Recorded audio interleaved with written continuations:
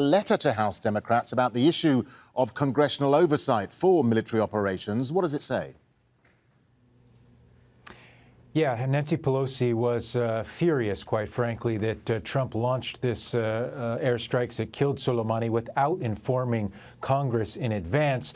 On late Sunday evening, she did send a letter. It was about a page and a half long to House Democrats, and she announced in the letter that the House will vote next week on a war powers resolution that could limit Trump's ability to pursue any military action against Iran. In this letter, she said that the strike that killed Soleimani was provocative and disproportionate military airstrike. She said that it endangers our service members, diplomats, and others, and risking serious escalation in tensions with Iran.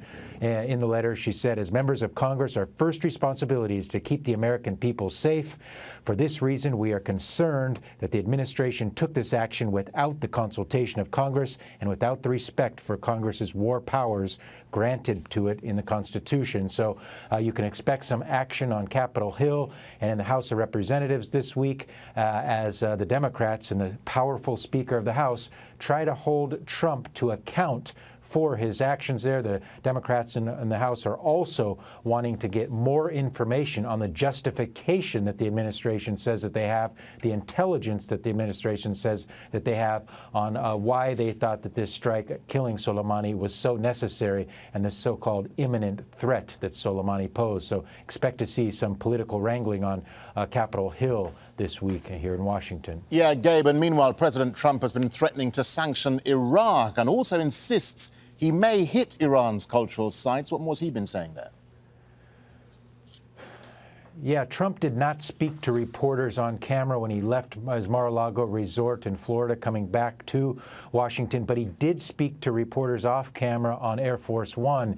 And he said that the U.S. has spent trillions of dollars building bases in Iraq, and that if Iraq kicked the U.S. out of that country, that he would expect that Iraq would repay the United States. And he said if they didn't, the U.S. would level sanctions against Iraq that he said would pale in comparison to the current sanctions against Iran.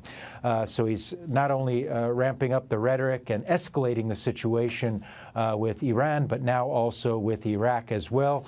Also on the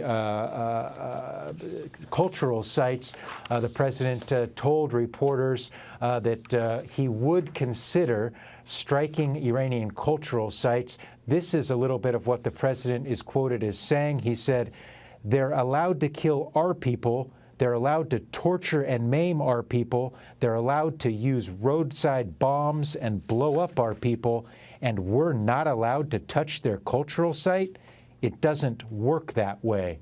Those are the words from President Trump, raising really the eyebrows of a lot of people, because striking a cultural site is a war crime, according to the 1954 Hague Convention that the U.S. signed on to.